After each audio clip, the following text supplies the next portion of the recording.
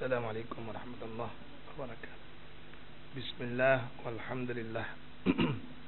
Nahmaduhu subhanahu wa ta'ala wa nashkuruhu wa na'udzu bihi min shururi anfusina wa min sayyiati a'malina.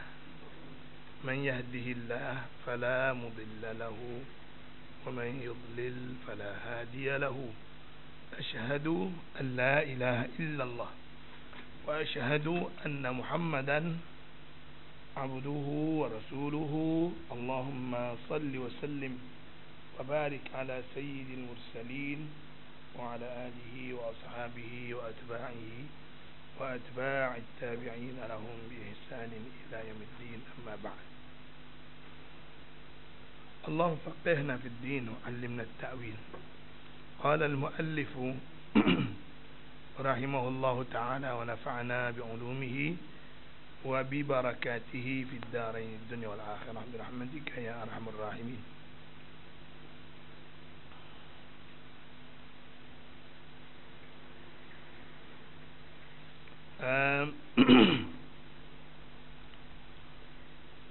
Kita masih berbicara tentang hadis berkenaan dengan bersuci daripada kitab Bulughul Maram yang disusun oleh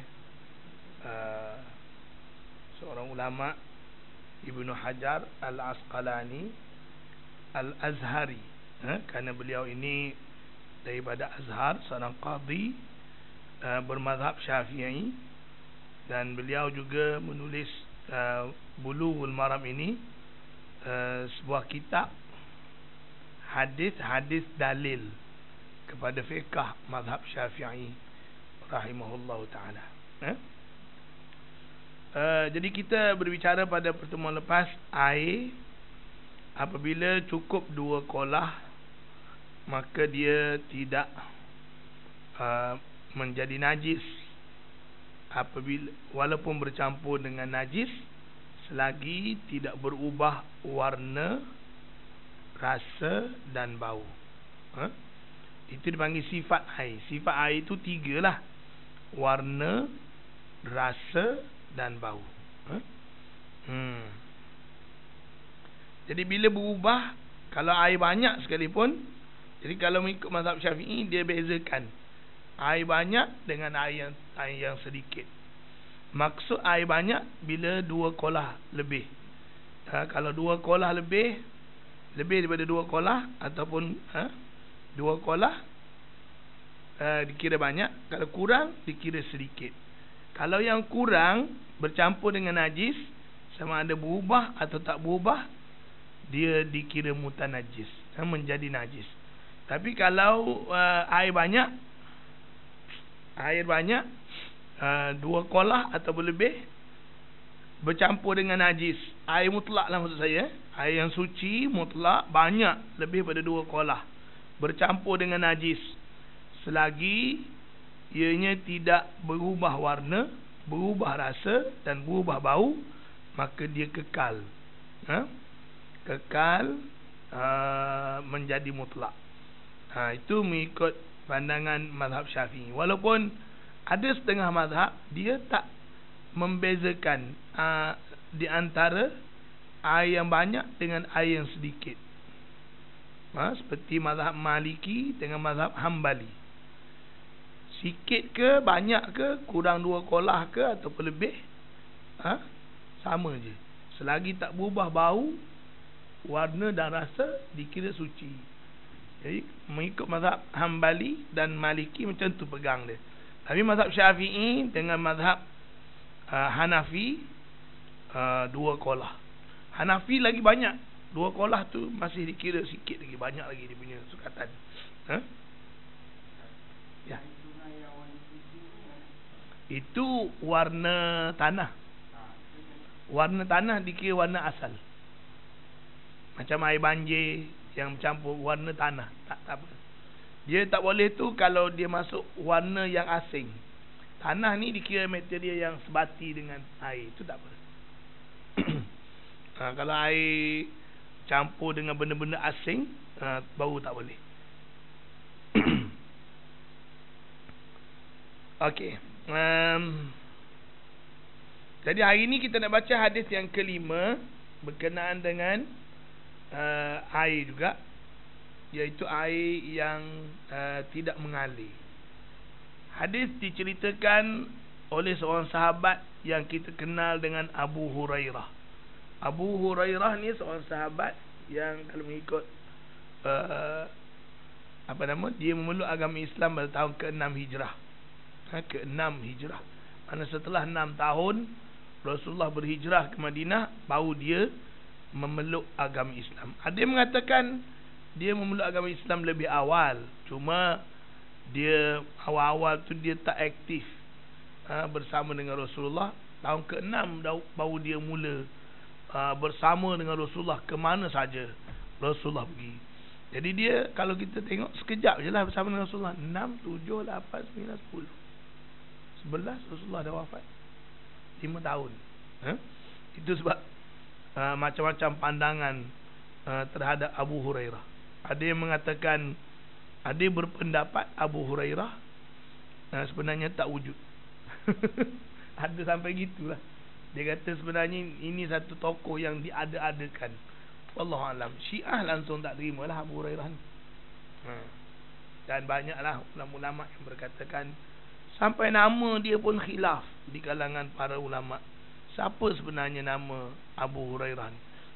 Yang masyhur di kalangan kita Abdul Rahman bin Sakhrin. Tapi ada juga yang meriwayatkan nama dia Abdullah bin Amr. Kalau mengikut Imam Al-Bukhari,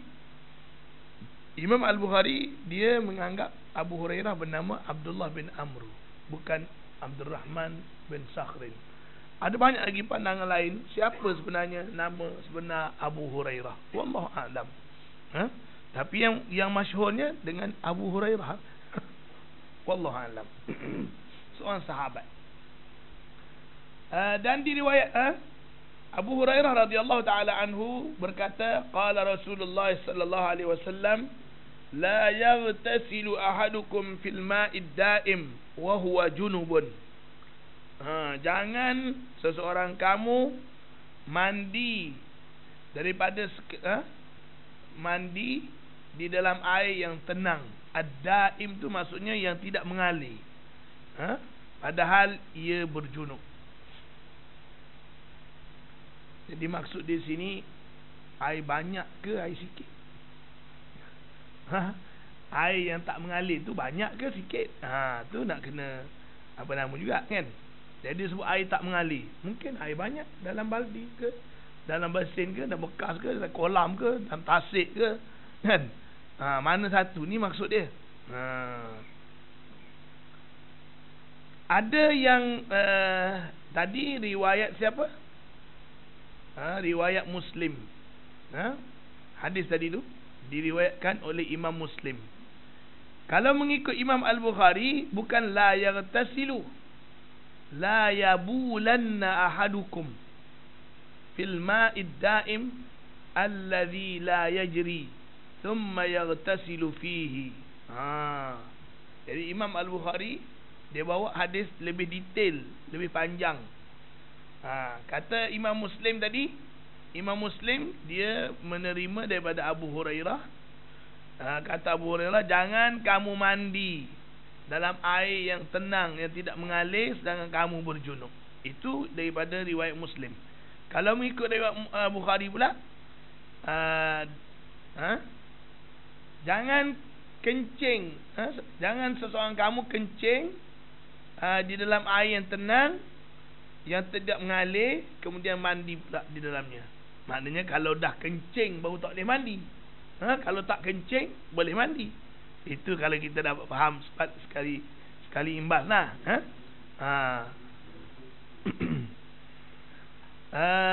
Dan mengikut Muslim lagi, ada riwayat daripada Muslim yang mengguna la yaghtasilu ahadukum fil ma'id da'im wa huwa junubun. Apa nama? Bukhari kata la yabulanna ahadukum fil ma'id da'im alladhi la yajri thumma yaghtasilu fihi fihi dia guna dalam riwayat Muslim thumma yaghtasilu minhu. Lain tu maksud dia. Jangan kalau minhu kemudian mandi, ambil air daripada air tersebut. Maknanya jangan kamu kencing dalam air yang tidak mengalir kalau mengikut Bukhari, kemudian turun mandi dalam tu. Tapi kalau mengikut Imam Muslim, ambil air tu mandi. Lain. Itu sikit perbezaan. Fihi dengan minhu. Dan daripada Abu Daud, Imam Abu Daud juga imam hadis, dia pula meriwayatkan wala yaghtasilu fihi minal janabah. Wala yaghtasilu fihi minal janabah. Dengan lafaz jangan mandi di dalamnya kerana mandi junub. Kalau mandi lain tak apa, mandi junub yang tidak dibenarkan. Thumma yaghtasilu fihi minal janabah.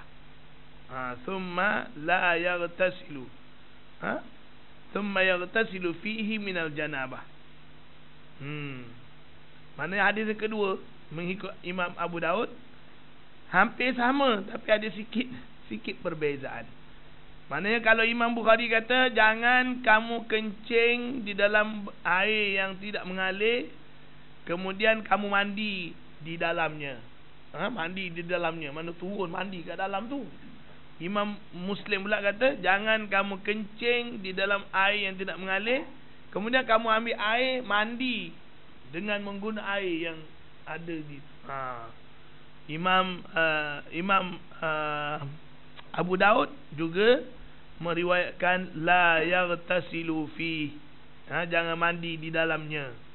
Di dalam juga, bukan ambil air. Minhu mungkin ambil air daripada tu, dia duduk kat luar.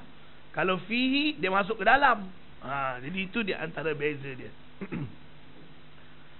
Jadi kalau kita tengok di sini daripada hadis yang kita baca ini menunjukkan kepada kita bahawa kalau air itu tak mengalir, kita walaupun air itu maknanya air yang tak mengalir dan sikit lah, tak sampai 2 kolah, kita tak boleh turun mandi kat dalam tu. Nanti dia jadi air itu efek pada status air daripada mutlak.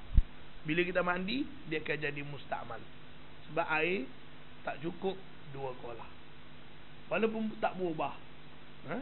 Tapi kalau air itu lebih pada 2 kolah dalam kolam yang besar, kita selagi tidak mengubah warna, bau dan rasa, walaupun dah ada orang kencing kat dalam tu, masih boleh guna lah. Air banyak dalam dam, bagaimana yang kita bicarakan pada dalam kitab-kitab fiqh.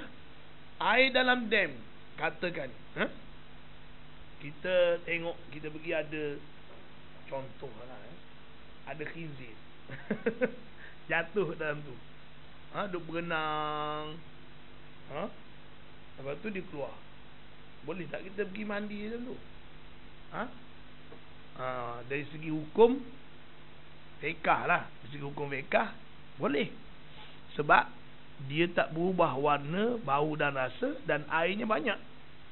Tapi kalau tuan-tuan nak kira dari sudut sains, mungkin tak boleh. Pergi ambil sebahagian air tu, cek DNA ada. Betul tak? Dah dia pergi duk berenang dalam tu, tak ada kencing, tak ada apa. Dari segi fiqh, sebab dia banyak, lebih pada 2 kolah, tak berubah bau, warna dan rasa, maka dia kekal suci. Tapi kalau tuan-tuan pergi ambil sebahagian, cek DNA khinzir, memang ada. Memang ada DNA dia. Tapi adakah DNA itu menyebabkan kita tak boleh guna? Dia tidak menjadi pengukur dari sudut fiqh. Dia tak jadi pengukur dari sudut fiqh. Jadi kalau air banyak, walaupun tidak mengalir, dia boleh guna selagi tidak berubah bau, rasa dan bau, warna dan rasa. Tapi apa hukum buang air atau buang najis ke dalam air yang tidak mengalir? Ha? Hukum dia tak boleh tak boleh. Dilarang. Maknanya kita pergi kat kolam, air kolam yang tak mengalir, pergi buat tandas kat dalam tu. Tak boleh lah. Sebab apa? Sebab orang nak guna. Bukan kata itu saja. Kalau kita tengok dalam hadis, Nabi kata, ittaqul mala'inat salas. Takutlah kamu 3 tempat yang boleh mendatangkan laknat. Yang pertama Nabi sebut ialah mawaridun nas, tempat-tempat awam yang orang pergi bermain ke, berehat ke, apa ke, yang orang awam gunalah. Kita pergi buat pasal, pergi buang air kecil, buang air besar kat situ, itu dikira haram dan boleh mendatangkan laknat. Yang kedua, jalan raya, jalanan. Jangan guna hak jalan raya untuk kepentingan peribadi. Ini tuan-tuan susah nak cakap zaman sekarang. Rumah semua tepi jalan. Rumah pula kawasannya terhad. Depan rumah kita dah jalan raya. Jalan orang. Jalan ni maknanya hak orang, hak wakaf. Boleh tak kita guna untuk kita? Tak boleh. Letak pasu bunga, tak maaf katalah hak jalan raya tu hak kereta, orang nak lalu, orang nak apa, kita pergi letak pasu bunga sampai sempit separuh jalan. Mana boleh? Lebih teruk lagi kalau kita pergi tutup sampai orang nak lalu, tak boleh.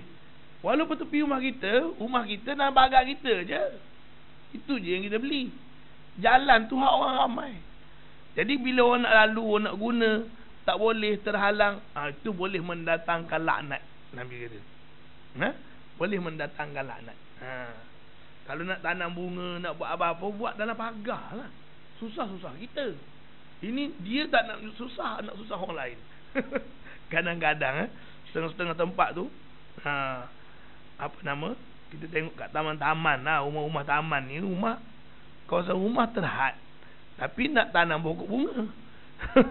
Nak tanam pokok bunga, nak tanam macam-macam, boleh tanam, tapi jangan sampai menghalang ataupun mengganggu orang yang nak lalu lalang lintas kat situ. Sebab itu hak orang ramai. Tak boleh kita guna untuk personal. Sama juga dengan hak orang ramai, hak wakaf, tanah kubur. Tanah kubur ni kalau di Malaysia lah, tuan-tuan, bukan milik personal, bukan milik perseorangan. Jadi tak boleh bila mak kita, bapak kita pergi tanam kat situ, kita kata, ni milik saya. Siapa kata? Pergi buat bangunan, buat apa semua, tak boleh tu. Kalau kita dari segi hukum fiqh lah, hak orang ramai, bila perlu orang lain nak guna, bila perlu, katakanlah satu hari penuh, orang lain nak guna tempat tu, kita tak boleh halang, sebab bukan kita punya. Itu sebab kalau dari segi fiqh, meletakkan sesuatu yang menyebabkan orang lain nak guna tak boleh, sedangkan dia hak wakaf, maka letak tu jadi hukumnya haram. Meletakkan sesuatu yang kekal lah. Tapi kalau kita letak, kalau orang lain nak guna, dia boleh alih, itu makruh. Tak kira lah kubur ke apa, itu hukum tanah, harta wakaf. Tak boleh kita jadikan harta wakaf tu milik personal, walaupun sikit. Tapi kalau tanah kubur tu kita dah beli siap-siap, tu tak tahulah, itu boleh lah. Tapi di Malaysia ni tak ada pula lagi setakat ni kan.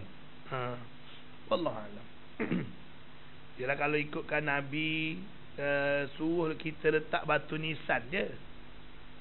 Kita yang pergi buat bina konkrit lebih besar lagi, letak bumbung. Kalau tuan-tuan pergi India, Pakistan, lagi besar.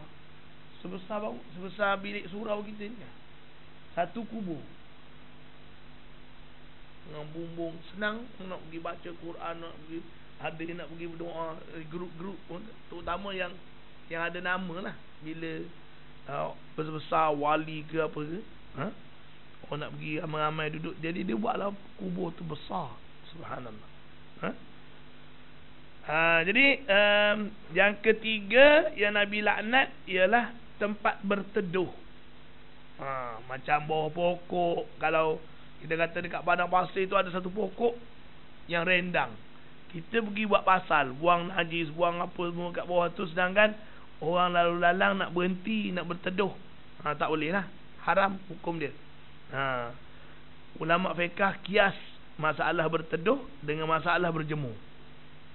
Berteduh tu kalau di negara panas, kan, negara sejuk, tanah lapang, tempat orang nak berjemur matahari. Janganlah kita pergi buang sampah, buat kotor, buat pasal. Sama macam tempat berteduh bagi negara yang panas. Tak boleh lah. Di tempat-tempat macam tempat awam, taman permainan ke apa, kita pergi rosakkan harta dan sebagainya, itu pun boleh mendatangkan laknat. Bila orang nak guna, apa ni, buang macam-macam kan. Itu pun tak boleh. Jadi begitu juga dengan tempat-tempat awam ni, seperti kolam, air dan sebagainya, pergi merosakkan sampai orang tak boleh nak guna, pergi duk buang najis, buang apa semua, itu pun tak boleh juga. Boleh mendatangkan laknat, kata Nabi. Hadis yang ke-6.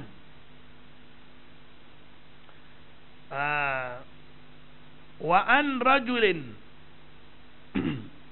rajulin sahiban nabiyyi sallallahu alaihi wasallam, sallallahu alaihi wasallam qala naha Rasulullah sallallahu alaihi wasallam an taghtasila al-mar'atu bi fadli ar-rajuli aw ar-rajulu bi fadli al-mar'ati wal yaghtarifa jami'an. Akhrajahu Abu Dawud wa Nasa'i wa isnaduhu sahih. Daripada seorang lelaki, dia tak sebut seorang lelaki tu siapa. Kalau dalam bidang hadis ni, tuan-tuan, puan-puan, kalau sebut macam ni, dia panggil caranya tu tak kuat. Ada seorang lelaki, siapa lelaki tu? Tidak diketahui. Itu tak kuat. Macam juga kita terima berita, saya dengar daripada satu orang. Siapa? Satu orang. Tak kuat tu berita macam tu. Dia kena sebut nama. Nama dia baru kita kenal. Kalau itu dia panggil. Kalau hadis ni, tapi ni sebab di kalangan sahabat kita apa nama lah. Tapi kalau di kalangan bukan sahabat berlaku macam ni, dia kira dhaif lah tu. Dia kira dhaif. Sebab daripada seorang lelaki, siapa? Lelaki tu siapa? Maknanya dia tak kuat lah. Penceritaannya tu tak kuat. Dan daripada seorang lelaki yang telah bersahabat ia dengan Nabi sallallahu alaihi wasallam. Tapi oleh kerana para sahabat ni kita menganggap mereka ni semua adalah adil, kita terima periwayatan sahabat. Daripada seorang lelaki,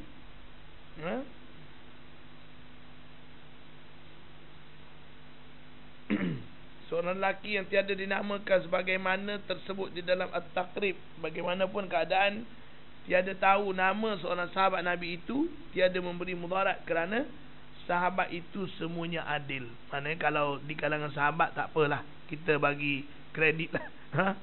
Tapi kalau bukan sahabat, itu boleh menjejaskan kesahihan hadis. Kita banyak lah macam tu tak?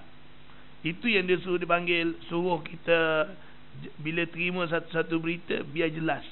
Jelas tu maksudnya nak tahu kita terima tu daripada siapa. Berita tu betul ke tak betul. Ni kita entah siapa, main forward je lah, kan? Zaman forward sekarang kan. Forward, itu bahaya tu sebenarnya. Kerana dia boleh melibatkan dosa dan pahala juga. Betul? Betul dapat pahala, tak betul? Tanggung dosa. Sebab Nabi kata dalam satu hadis, memadai seseorang itu dosa yang boleh membawa dia ke neraka dengan dia bercakap, menyampaikan apa saja yang dia tahu. Tahu cakap. Jangan. Kena tapis dulu.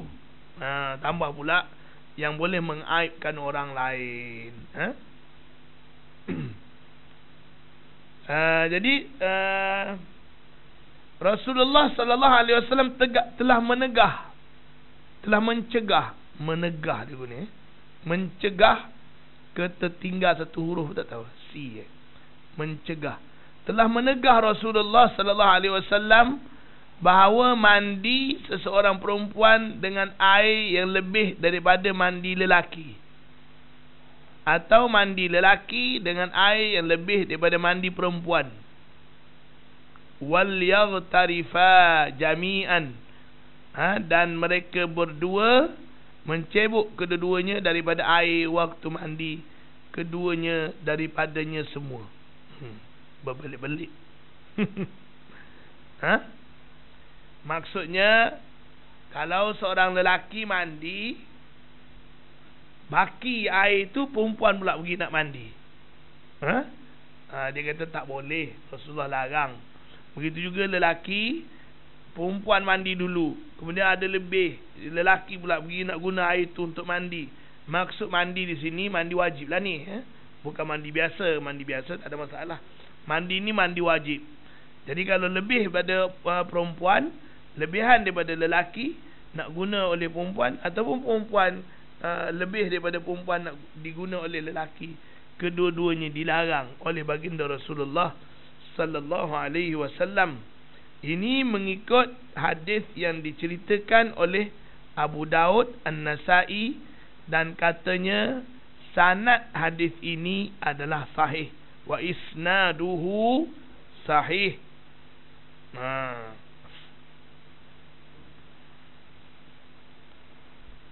Air sikit lah maksud dia, air sikit. Tapi kalau air banyak tak ada masalah lah, lebih pun.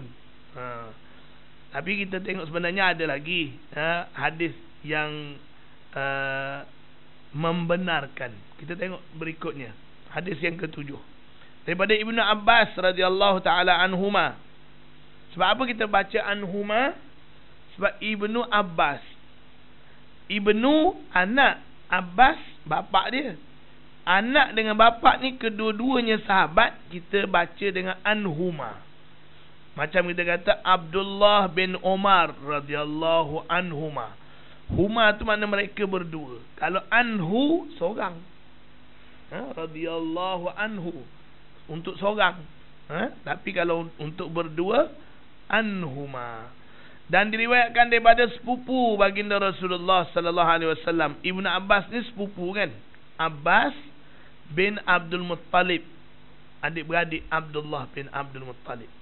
Nama Ibn Abbas itu ialah Abdullah bin Abbas radhiyallahu anhuma. Radhiyallahu tu untuk Abdullah dan juga untuk Abbas. Itu anhuma tu. Anna Nabiyya sallallahu alaihi wasallam kana yaghtasilu bi fadli Maimunah. Kata Ibn Abbas, Nabi sallallahu alaihi wasallam pernah mandi air lebihan daripada Maimunah. Maimunah siapa? Isteri dia. Daripada mandi Siti Maimunah, isteri baginda Rasulullah. Hadis ini diriwayatkan oleh Imam Muslim dan juga Ashabus Sunan yang lain. Mana ulama-ulama hadis yang lain. Telah mengeluarkan dia oleh Imam Muslim dan bagi tuan-tuan pengarang kitab Sunan tersebut. Mana kitab Sunan yang banyak lah. Nasai, Tirmizi, Abu Daud dan sebagainya. Itu dipanggil Ashabus Sunan. Jadi dalam hadis ini dia menceritakan bahawa air lebihan Maimunah mandi diguna oleh Nabi. Macam mana pula? Tadi kata tak boleh. Yang ni Nabi buat sendiri.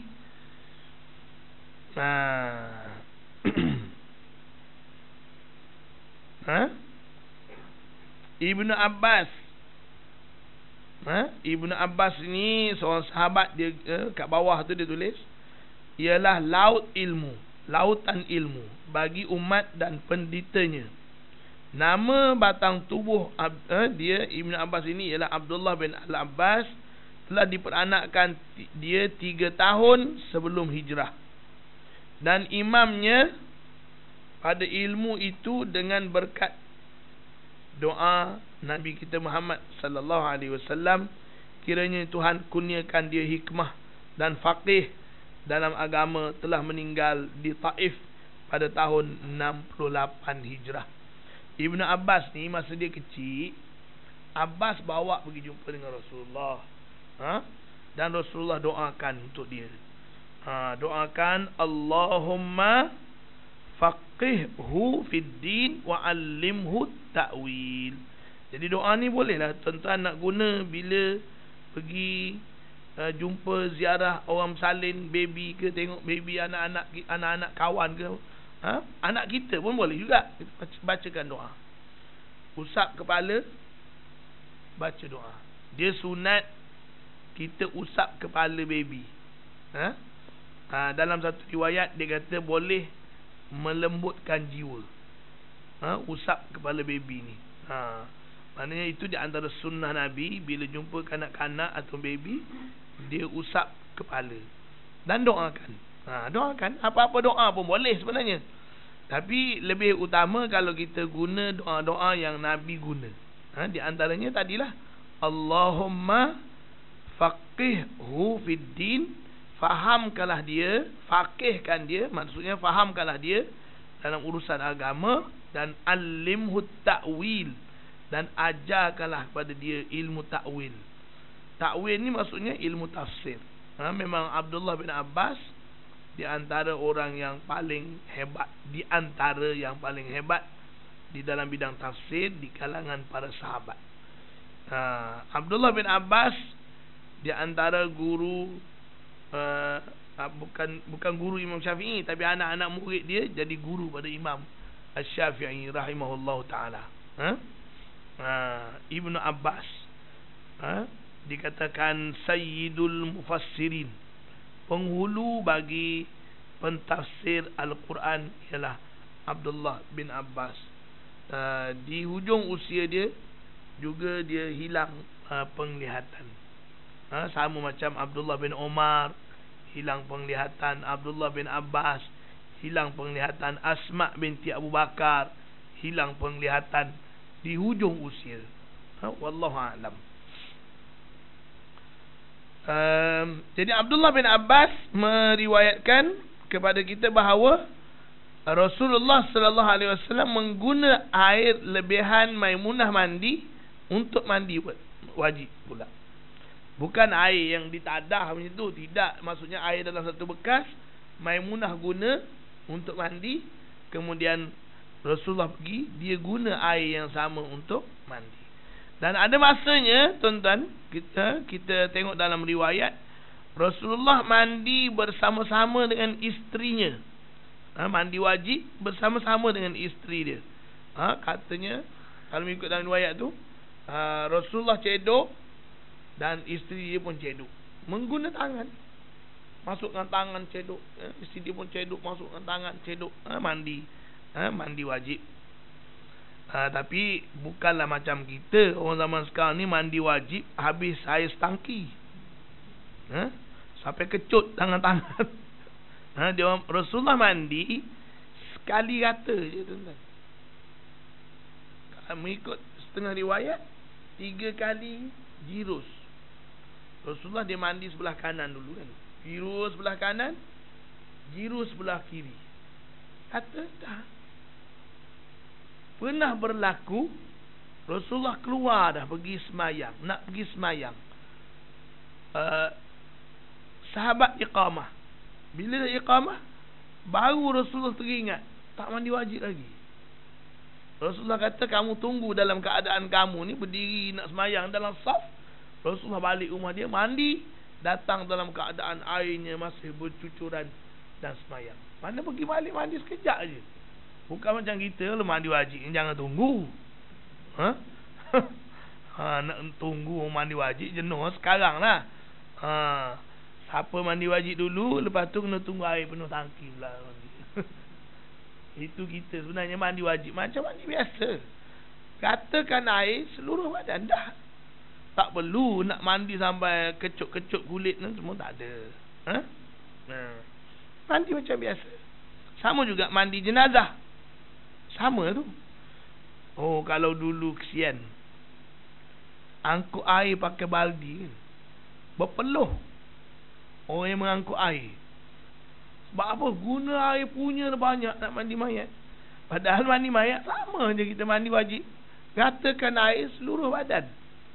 Tak perlulah nak guna air terlalu banyak, membazir. Nabi kan larang kita mengguna air terlalu banyak, walaupun untuk mengambil wuduk ataupun untuk mandi wajib. Sekadar untuk meratakan air ke seluruh badan, dah lah. Ni mandi tak tahulah macam mana, belajar mandi wajib macam mana tak tahu. Sampai teruk sekali mandi. Sampai kalau pengantin baru sampai sesema. Asyik mandi wajib. Dah sekali mandi berubah suhu badan. Banyak mandi. Jangan sampai macam tu.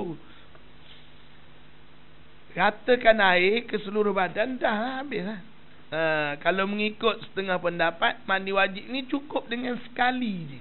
Sekali rata. Kalau mengikut mazhab Syafi'i, dia kias kepada masalah wuduk. Wuduk 3 kali. Dalam bab mandi wajib tak ada sebut 3 kali. Cuma kias kepada masalah wuduk. Wuduk Rasulullah suruh 3 kali, maka dikiaskan mandi wajib pun sunat jugalah 3 kali. Itu bagi pendapat dia. Bagi setengah orang yang tak nak ikut, dia kata mandi wajib sebab dah tak sebut berapa kali, maknanya sekali. Sekali kata. Wallahu a'lam.